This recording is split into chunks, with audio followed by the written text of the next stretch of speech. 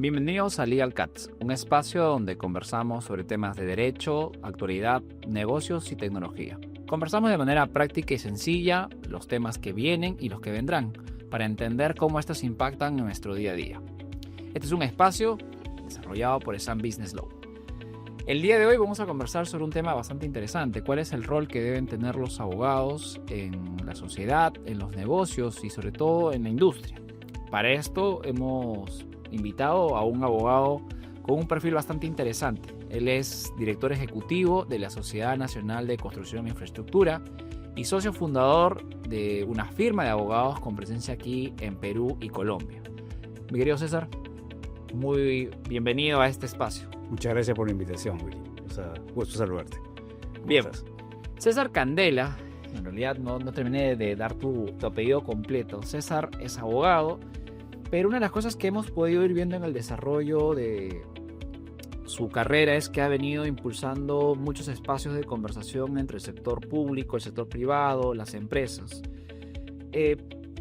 Pero para esto me gustaría ir un poco antes, César, en conversar contigo de cómo crees que ha cambiado la práctica legal en los últimos años frente a los retos económicos y sociales. Porque entendamos, el abogado sí de alguna manera participa permanentemente en lo que pasa en el mundo globalizado, en los países, en la economía. ¿Cómo ha cambiado la práctica legal en ese aspecto? Bueno, para empezar, muchas gracias por la invitación. Es un gusto estar con ustedes y contigo, sin duda, aquí, en este espacio. Bueno, sabemos todos que el derecho regula la actividad del mundo y de la sociedad. No hay nada que no regule el derecho ni la ley, así que más aún el mundo de los negocios, ¿no? Para eso remonto también un poco mi vida profesional, ¿no? Yo comienzo trabajando en una firma muy grande, muy reconocida, varios años de practicante, asistente. Estuve un año ejerciendo ahí como abogado y finalmente entré al sector público, ¿no? Trabajé en el Parlamento, donde además se legisla 5 años en una comisión. Bueno, tiene 20 comisiones y cada una legisla según su especialidad. Y de ahí estuve 5 años en el despacho presidencial, ¿no? Vinculado con el Consejo de Ministros, donde además hacía una labor de asesoría y soporte en temas de derecho público y finalmente, como tú dices, abrí mi firma y empecé a trabajar con empresas que llegan a Perú. Me afilié a cámaras de comercio, algunos gremios, y empecé a interactuar ya hace 14 años con empresas que llegaban a buscar esa oportunidad de invertir acá en el país. Hace cerca de 2 años y unos meses constituí con Roque Benavides, un gran amigo además, a quien estimo mucho, y algunas personas muy cercanas, un gremio que es la Sociedad Nacional de Construcción e Infraestructura, porque vimos que había un espacio inmenso, ¿no?, sobre una necesidad contundente que tiene el país de desarrollar mucha infraestructura, ¿no? Vamos a lo público porque otra vez la construcción inmobiliaria, que también es otra brecha. Entonces, bueno, el país ha sufrido olas de corrupción tremendas, ha perdido mucho dinero en eso. Y nosotros particularmente no nos dedicamos directamente como empresarios a este tema de construir obras. No hacemos puentes ni carreteras, pero cada uno en su expertise tiene conocimiento. En la minería, el 30% de las empresas se habían ido al sector minero buscando una oportunidad porque el sector público estaba muy desgastado con esto de los famosos clubes de Odebrecht, tema del Club de la Construcción Nacional. Bueno, lo llamamos también a Carlos Neojos, un gran amigo también que había estado en los Panamericanos y conocía otros modelos. Así que con todo este expertise del mundo legal, del marco minero, del marco de los Panamericanos, hemos empezado a trabajar y hemos ido creciendo felizmente muy bien. Y no hay persona natural ni persona jurídica que no tenga un vínculo con el sector público, ¿no? Desde que tú sacas una licencia de funcionamiento o de que participas en una obtención de un registro de persona jurídica, tú ya tienes un vínculo con cualquier entidad del Estado, con la administración tributaria o una concesión, digamos, para hacer una carretera, o ahora construir o participar en cualquiera de estos marcos regulatorios que te permiten invertir en construir un tren, por ejemplo, el famoso Tren Macho, que por ejemplo acaba de sonar hace poco, o la construcción del aeropuerto, en fin, todas las formas que te implican un contrato con el Estado, de todas maneras te permiten interactuar con él. Así que toda esta experiencia la estamos llevando justamente a relacionar al sector privado con el sector público y hacer entender a ambos lados cuál es el rol, porque no es fácil entender al funcionario público y tampoco que el funcionario entienda al privado. Y ahí quiero llevar un poco Sí. a las luces de esta práctica legal donde tú sigues asesorando a empresas, pero también al mismo tiempo tú has tratado de tener un rol más de, no solamente en el asesoramiento de las exigencias normativas que se tienen, sino que has tú querido promover políticas públicas en el sentido de Sí, que claro. la práctica legal... O sea, lo decía esto, ¿por qué? Porque una de las cosas que he querido extraer de tu experiencia es que tu ejercicio como abogado y tu ejercicio en la práctica legal no se ha basado principalmente o únicamente en el asesoramiento jurídico. Lo que pasa es que, a ver, cuando uno está en el Parlamento, aprende a hacer leyes muchas veces, ¿no? Hacer una ley no solamente es, muchas veces uno escucha, hay que hacer una ley para esto o lo otro. No, hacer una ley implica todo un proceso. Es decir, no todos pueden presentar proyectos de ley. Según la Constitución, según el reglamento del Congreso, las iniciativas legislativas, que es el nombre técnico, puede ser presentado por congresistas, ministerios, no todos. Entonces nosotros, por ejemplo, como gremio, hemos presentado algunos proyectos a través de las conversaciones y diálogos que hemos tenido en alguna comisión. Hemos participado o nos han invitado incluso a algunas comisiones a dar nuestra opinión. Entonces lo que hacemos nosotros aparte es dialogar tanto con el Poder Legislativo como el Poder Ejecutivo, porque el Poder Ejecutivo a través de sus ministros o ministerios también tienen la potestad de mejorar la regulación. Entonces cuando uno tiene el conocimiento legal, también conoce los problemas de cerca de los usuarios de la norma. Entonces si tú, por ejemplo, en la práctica tienes un problema para obtener una licencia de construcción, digamos, ¿ya? O tienes en la práctica un problema para obtener un permiso de un estudio de impacto ambiental, entonces sabes que en la parte del procedimiento hay un problema y sabes que hay un decreto supremo, por ejemplo, en determinada parte que está obstruyendo o está haciendo una demora que permita de repente construir o consolidar una obra de gran importancia para toda una región, entonces puedes canalizar una propuesta porque sabes cómo elaborarla. Esa experiencia es la que estamos transmitiendo y ayudando a modo de darle un agregado diferente, ¿no? Es un ingrediente diferente, ¿no? ¿Y tú crees que la práctica legal debería ir a esa línea? O sea, pasar del abogado, del abogado asesor legal puro y duro a un gestor de interés con... No. Cuidado con la palabra gestor de interés, porque no se trata de a ver, ahí hay una línea muy delgada, ¿no? Porque cuando se habla de gestor de interés en el sector público, la gestión de interés se puede entender como lobby. Y el lobby muchas veces es mal visto. Ahí tú tienes que tener mucho cuidado porque tú no puedes de ninguna manera ir en representación de una empresa para la cual tú no estás interesado. Nosotros siempre como gremio solamente representamos a las empresas que están en el gremio. Jamás representamos a una empresa que no está dentro del gremio. Nosotros lo primero que hicimos el primer día es celebrar un convenio con la Contraloría General de la República. Somos el único gremio en el Perú al que tú ingresas a la página web y automáticamente puedes ingresar al link y puedes denunciar a cualquier empresa que tengas conocimiento de un acto de corrupción. ¿Por qué? Porque lamentablemente basta que una empresa cometa un error, un acto ilícito y puedes afectar la imagen de todas. Y a diferencia de hace 15 años o 20, ahora existen otros mecanismos para defender la parte corporativa de una compañía. El día de hoy tienes los ISO anticorrupción. El día de hoy tienes el compliance, que son herramientas que te permiten defender a las compañías y decir, un momentito, la responsabilidad penal es individual, no es corporativa. Entonces tú separas al individuo, lo sacas de la sociedad o a los socios o transfieres a la compañía y los 3.000, 4.000, 5.000, 10.000 o 20.000 empleados o el personal de la compañía puede seguir trabajando y la experiencia de la compañía se rescata. A diferencia de otros momentos donde en los casos de corrupción las compañías caen completas, ¿no? Quiero llevar ahí, César, todo lo que nos has comentado de tu experiencia, tu visión, a cómo crees que esto cambia la práctica legal. ¿Tú sientes que la práctica legal ha cambiado en su forma de prestarse? A ver, sí, no, sin duda. Para empezar, hay mayores herramientas. Otra cosa, nos vamos al campo de los estudios, ¿no? Para empezar, después de la pandemia, desde la labor, ¿no? Yo recuerdo mucho cuando Me iba, por ejemplo, a SUNAT a hacer una gestión como practicante y podías estar 2 horas, 3 horas. O sea, sacando una obtención, un permiso o presentar de repente un recurso de apelación, ¿no? Porque practiqué en la parte minera, en la parte administrativa, en la parte tributaria, hice mi CECIGRA en ese entonces, hacías una especie de servicio al Estado por un pago muy pequeñito o un pequeño. Claro, en ese momento para mí era importante ese pago, sin duda. Y tú hacías un servicio, practicabas en el estudio en la mañana y en la tarde podías hacer CECIGRA, o viceversa, en el Tribunal Fiscal, ¿no? Que resuelve los problemas entre la SUNAT y el sector y el sector privado. Entonces, lo que tú hacías ahí es estar todo el día igual en la práctica. Ahora la práctica puede ser en ese sistema híbrido, puede ser desde casa, ¿no? O simplemente todo se hace a través de los sistemas, ¿no? Entonces el sentido de frustración es mayor cuando no logras, cuando se cuelgan los soportes, cuando el sistema operativo no funciona.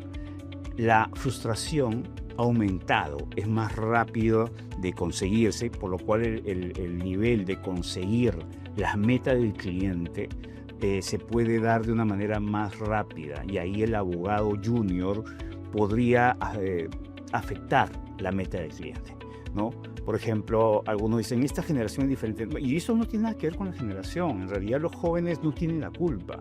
Es un poco las herramientas del día de hoy. Por ejemplo, hoy día tienes aplicaciones de inteligencia artificial, ¿no? El IA, yo tengo en mi celular 5 aplicaciones de inteligencia artificial porque a mí me encanta la tecnología, ¿no? Puedo pedirle, tú sabes, al IA que me haga un oficio, un documento, hacer un informe.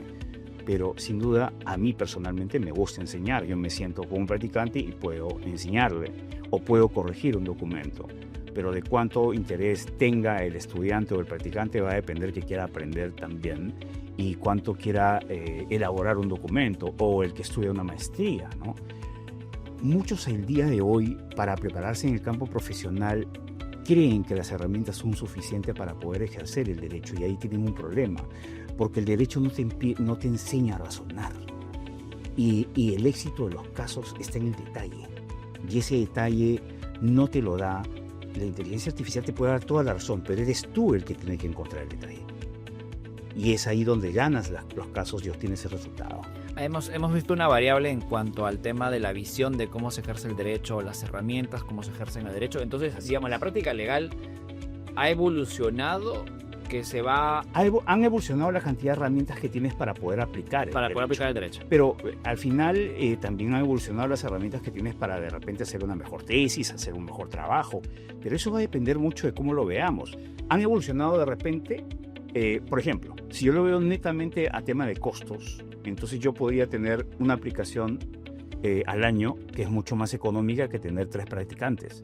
Pero lo que te estoy diciendo marca una diferencia, ¿no? El tema de razonar y el detalle lo puede estudiar un practicante que sea aplicado. No, y aparte no solamente eso, tú puedes formar un practicante con tus criterios, con la capacidad de relacionarse con el cliente, cosa que la inteligencia artificial no te lo va a poder dar. No va a haber relación. Porque finalmente tú le das la instrucción a la aplicación. Y una de las variables que tiene la práctica legal es el relacionamiento en el derecho. Pero para eso el practicante tiene que tener la voluntad. No, evidentemente. Porque, y ahí viene el otro tema de la frustración, que la práctica no te prepara a menos que tú le exijas eso. Y ahí está mucho el que lo forma y la comprensión que debe tener el estudiante o el que quiera practicar contigo, y que entienda que tú no eres un alumno, no eres un profesor de universidad, porque no tienes 2 horas a veces para enseñarle en el día.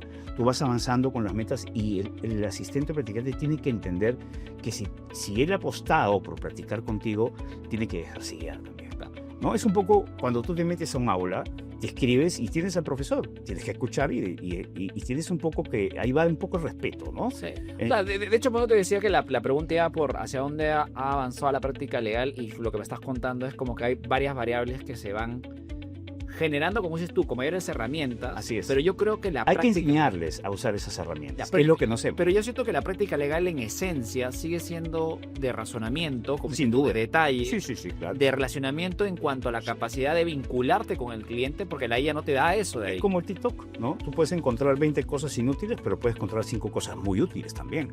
Depende de qué cosa quieras, ¿no? Acuérdate que hay el algoritmo. ¿Y tú crees que en el derecho antes había cosas inútiles y cosas...? O sea, yo antes sentía que era difícil encontrar material que no te sirviera. perdóname, pero yo trabajaba en un estudio donde había una biblioteca con 1800 libros y también había espacios donde yo podía sentarme a dormir.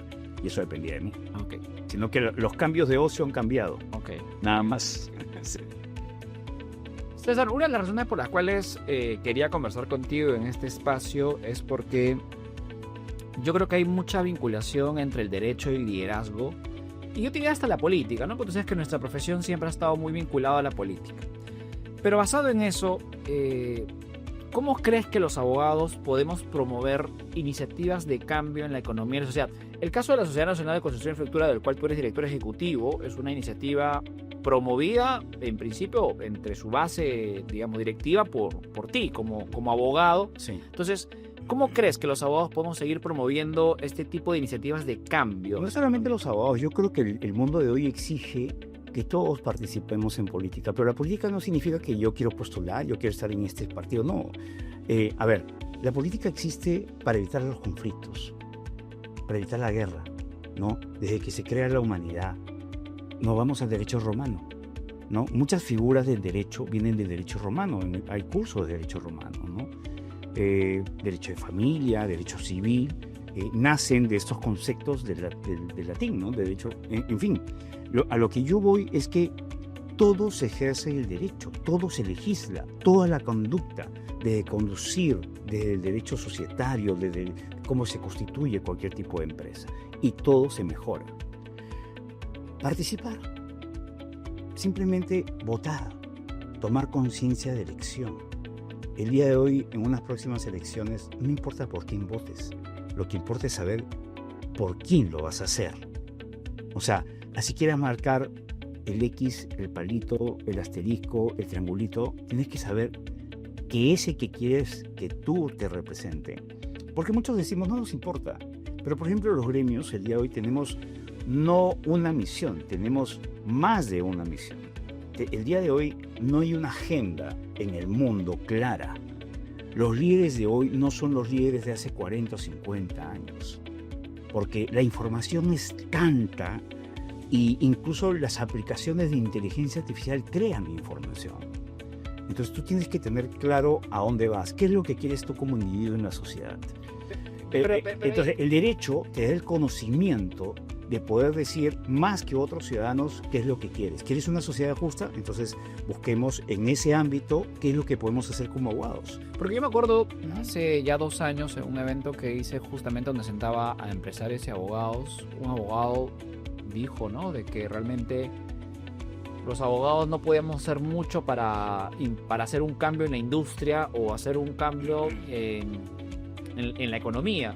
Y yo me quedé realmente muy insatisfecho con esa percepción porque yo decía, es que al contrario, o sea, yo veo un ejemplo en lo que tú haces, he visto un par de abogados en el Perú y en Latinoamérica también que están desarrollando iniciativas como la Sociedad Nacional de Construcción y Infraestructura, donde dicen, oye, no voy a tener un rol simplemente de esperar que la empresa venga para promover acciones de cambio. Entonces, pero ¿cómo fomentamos que más abogados se involucren en crear iniciativas de cambio? Mira, por ejemplo, ¿cómo lo estamos haciendo nosotros? Como hay muchos temas de desconocimiento, por ejemplo, ¿cómo desarrollas la infraestructura en el Perú? En el Perú existen 5 o 6 marcos legales por el cual tú puedes hacer infraestructura. La brecha en el Perú para cubrir, según el Plan Nacional de Competitividad e Infraestructura que desarrolló el Ministerio de Economía, es de 160.000 millones de dólares.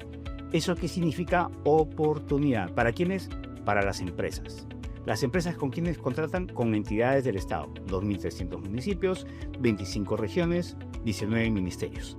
Ya, contratan contratos. ¿Para quién es esa oportunidad? Ingenieros, economistas y abogados.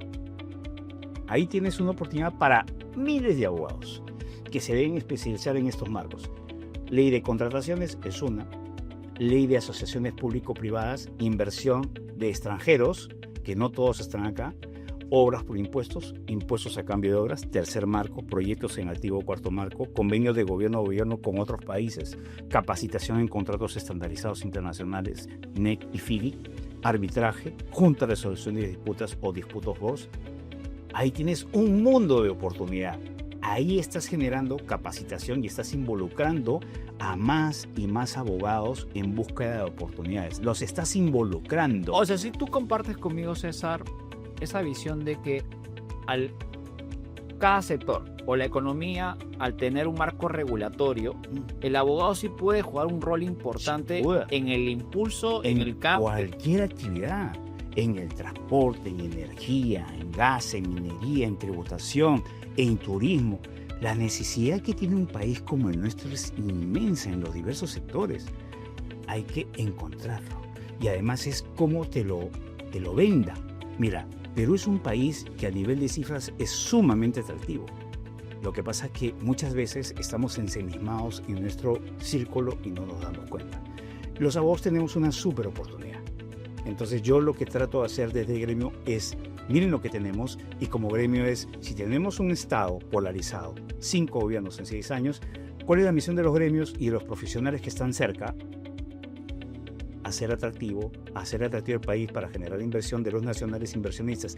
Y hay oportunidad para todos los estudios de abogados, para los ingenieros y por supuesto para los ciudadanos, que tenemos la responsabilidad de ayudar al país a través del rol político de un ciudadano, que no necesariamente es postular, y de los abogados ser conscientes que tenemos un conocimiento riquísimo para hacer empresa, para participar en una compañía, para capacitarnos. Obviamente no es sencillo, no es fácil, hay que estudiar. No, pero no solamente eso. Estudiar, ¿no? Es que yo te digo, yo que he estado desde el otro lado también de promoviendo iniciativas, hay que entender que esto es una labor ad honorem por mucho tiempo. No, y además hay que tener, ¿sabes qué? Algo que les falta mucho, humildad.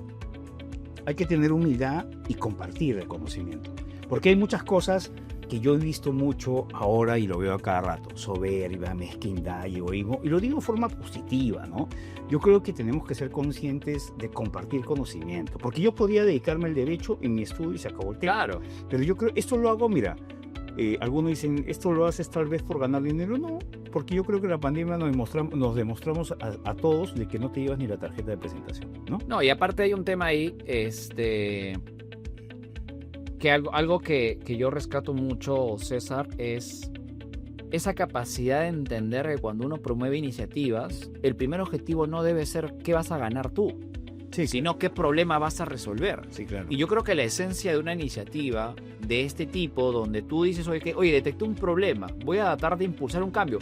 De hecho, que todos uno como profesional siempre va a buscar una mejora en su posición como profesional, pero finalmente el primer punto de partida es no qué voy a conseguir yo económicamente. Sin duda. Y yo creo que esa es una forma de promover, ¿no? Yo creo que uno de los problemas que ha existido mucho en las iniciativas desarrolladas es que los estudios o algunos abogados han sido, voy a promover esto, pero ojo, desde el día uno quiero vender, quiero ganar. Están en su derecho, porque cuando uno estudia pues... No, pero está bien, pero digamos, ¿no? tú sabes que cuando vas a promover un cambio, el primer punto de partida no debe ser lo económico.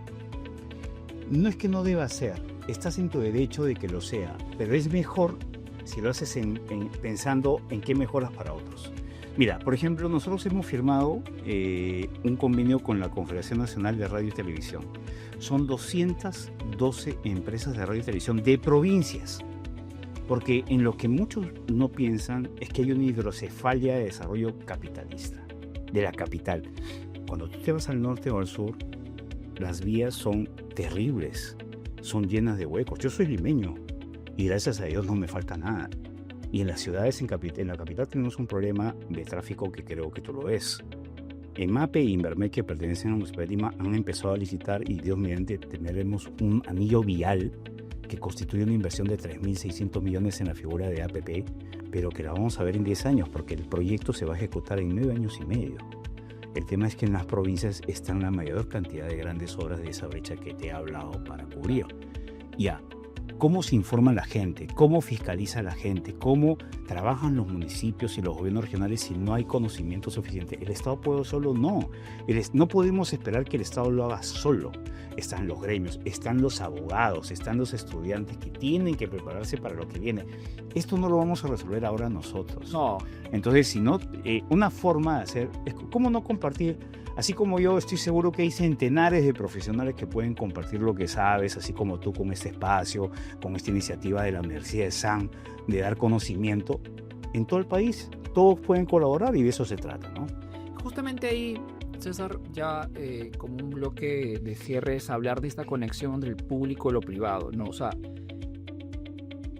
¿Qué errores y aciertos crees tú que hay al momento justamente de impulsar políticas públicas? Porque ese es un tema que siempre ha habido discusión, ¿no? O sea, no ha habido un interlocutor que sea capaz de entender cómo funciona el Estado y racionamiento del Estado. Para empezar, ¿qué es política pública?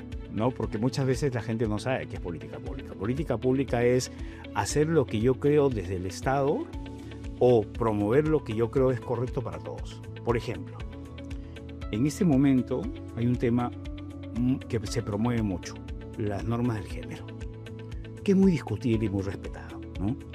Está bien, hay que respetar las tendencias y lo que se quiere de minorías o mayorías. Pero una política, por ejemplo, a partir del siguiente gobierno podría ser que todos tengan el derecho de estudiar en cualquier universidad pública. Todos, sin excepción, sin dar examen. Un ejemplo. Entra ese gobierno y lo promueve. Esa es una política pública. O de repente, simplemente fomentar de que solamente ingresen los que tienen cierta tendencia personal de género. ¿Ok? Esa es una política pública diferente. Eso lo da según la tendencia ideológica del partido. Eso es implementar una política pública. Estoy dando un ejemplo para que quienes nos vean entiendan qué es. O de repente que desde el Ministerio de Cultura se apoyen obras de teatro que fomenten la creencia en otras religiones y no la católica. Esas son políticas públicas. Estoy dando ejemplos. Claro. Se implementan a lo largo del corto, mediano o largo plazo. En infraestructura, ¿hay una política pública de largo plazo? No, no existe. Lo que hay es un plan nacional.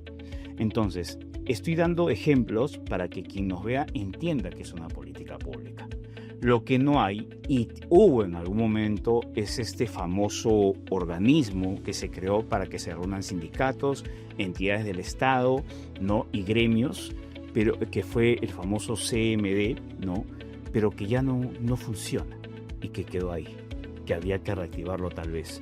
Lo que ha habido últimamente son reuniones que nosotros empezamos a promover y le pedimos a un ex premier que ya no está, que empezamos a generar reuniones y que se están llevando ahorita en el Ministerio de Economía y Finanzas, que son mesas de trabajo, ¿no? Que no sé si están llevando a los sindicatos, pero es importante. Pero hay que hacerlo a nivel nacional, porque solamente se escuchan a los gremios de Lima y las necesidades no son de 12 millones, son de 33 millones de personas.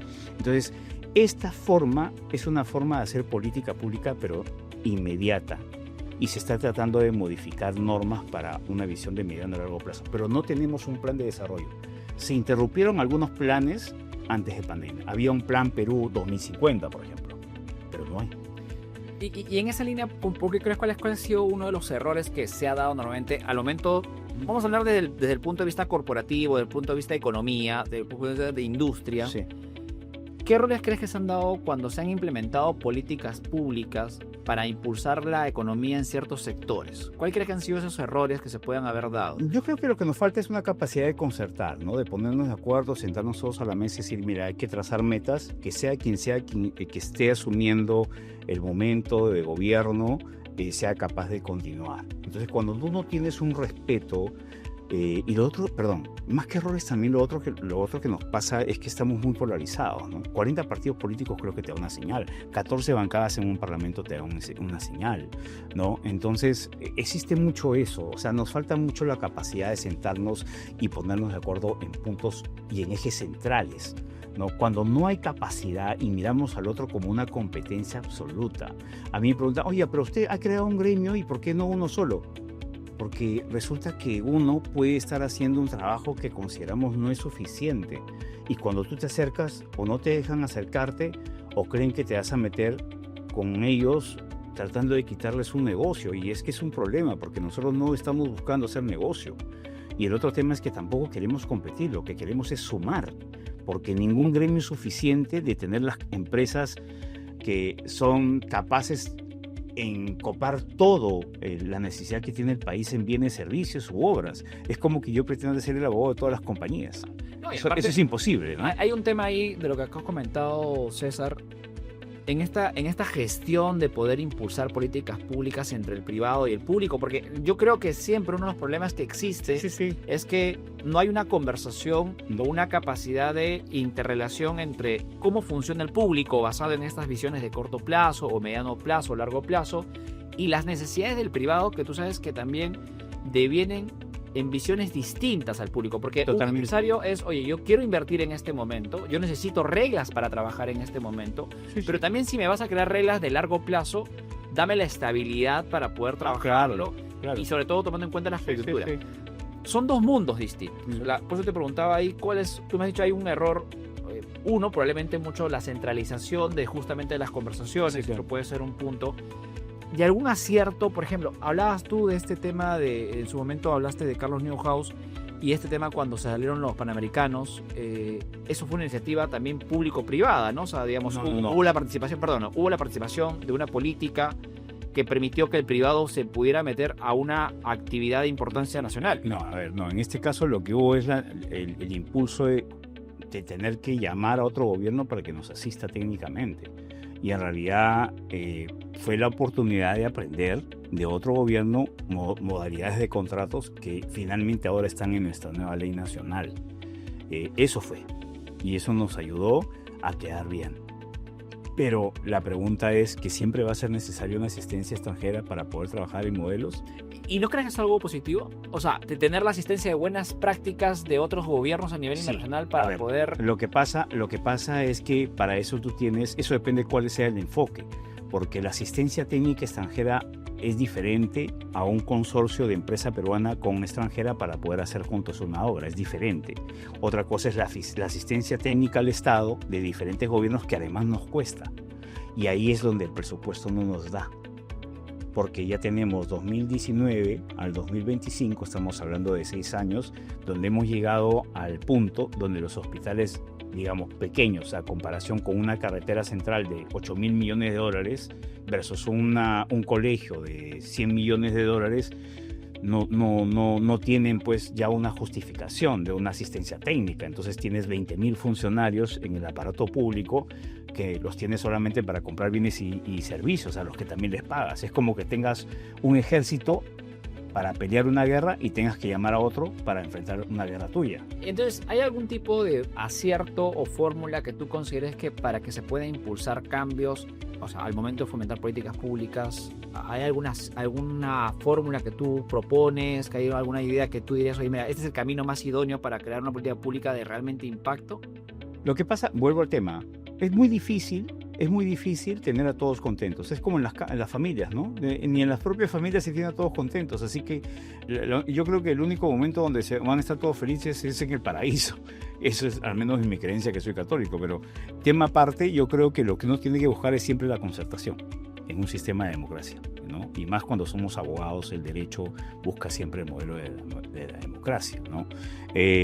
Número uno, y para eso está el Parlamento, para legislar, en fin. Eso es lo primero que tenemos que aprender los de gestión de derechos, los abogados, a defender las instituciones, que es algo que se ha perdido muchísimo, porque ya uno no critica al Congreso, uno no critica al congresista, sino al Congreso, y ahí nos manejamos mal, porque estamos afectando la institucionalidad. Un momentito, el Congreso sí sirve, es una institución. El congresista puede estar equivocado, que es diferente. Eso se lo corrijo yo en una entrevista a algún medio o un periodista. Algunos se enojan, digo, con todo respeto, pero digamos las cosas como son, porque nos escucha gente que nos sabe. En segundo lugar, la concertación. Recuperar de repente esta comisión de trabajo que existía, donde se escucha, porque es importante escuchar. Además, los gremios, los sindicatos, la población necesita ser escuchada.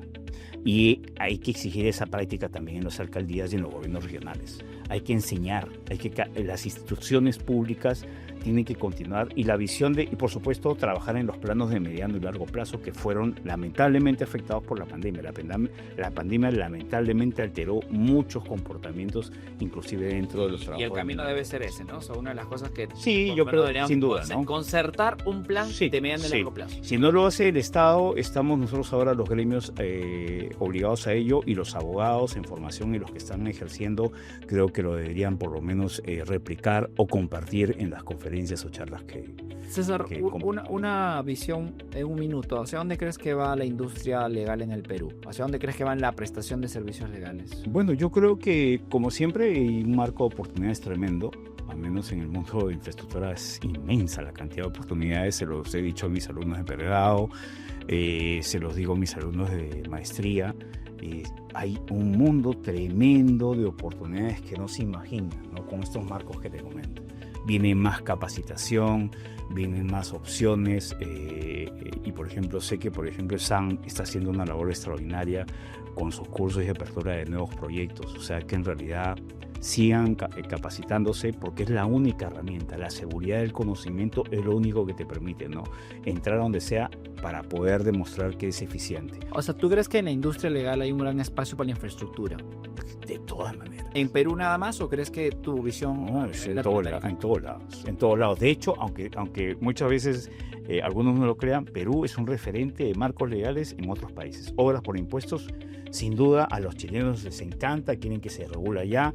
En Argentina se podría replicar. De hecho, el Perú este año está segundo en la proyección de crecimiento económico después de Argentina, y estaba segundo en el 2024 después de Brasil, para que tengas una idea. Y una pregunta, ¿tú crees que la industria legal va hacia que el abogado ya no solamente piense en soluciones jurídicas? No, el abogado que no tiene el mínimo conocimiento de temas económicos está out. Tiene que tener un concepto mínimo de economía, tiene que saber entender qué es lo que quiere su cliente y a dónde va. Tiene que crecer con el cliente. ¿Y política? Bueno, es parte del día a día, tiene que leer. Mira, yo, mis asistentes, practicantes y abogados tenemos suscripciones a dos medios, uno de medios de conocimiento abierto y uno del medio económico, que no voy a hacer mención porque no estamos haciendo publicidad a nadie, pero tienen que saber de economía y de actualidad nacional. O sea, eso es clásico. O sea, es que tienes que saber. Tienes que estar actualizado, porque si no, entonces ¿en qué modo vive? ¿Sí crees que la industria legal va no solamente a tener una visión de atención de necesidades legales, sino también...? No la va a tener, la tiene ya. O sea, yo te digo, yo veo noticias todo el tiempo. Es mi hobby. Así como soy melómano, o sea, me encanta la música, me fascina estar actualizado. Me puedes preguntar desde espectáculos hasta de lo que pasa en Israel con Gaza, y me puedes preguntar lo que gustes, porque estoy actualizado, me gusta estar actualizado, tengo que. ¿Y crees que esa visión tripartita de lo legal, lo económico y lo político podría ayudar a tener una mejor prestación de servicios? Sin duda, y al cliente le encanta que estés actualizado. Por supuesto, una visión de lo público, de lo privado, de lo globalizado. ¿A qué cliente no? ¿A qué empresario de éxito no le gusta que su abogado lo acompañe, le dé un consejo, converse con él, le dé conocimiento, le dé seguridad de conocimiento? Y un último punto, César, agradeciendo también el espacio. Sé que tu agenda es bastante peculiar.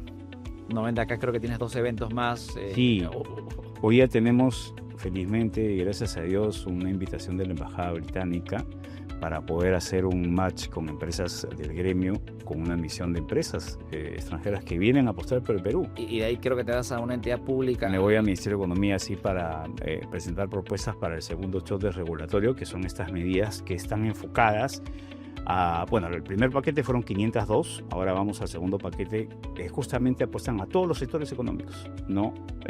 Porque como la infraestructura atraviesa todos los sectores, proponemos de todo un poco para ver de qué conseguimos para ayudar a las compañías y al país a acelerar procesos, ¿no?, para que las inversiones lleguen de mejor forma. Y basado en eso, ¿qué consejo le darías tú a un joven abogado que quiere marcar la diferencia? Que tiene todo el derecho de distraerse, pero le va a ser más ventajoso concentrarse en lo que le va a rendir más frutos más adelante, capacitarse, que use todo lo que quiera, que baile en TikTok todo lo que quiera y que vea, pero también que se meta un poquito más a interesarse en temas.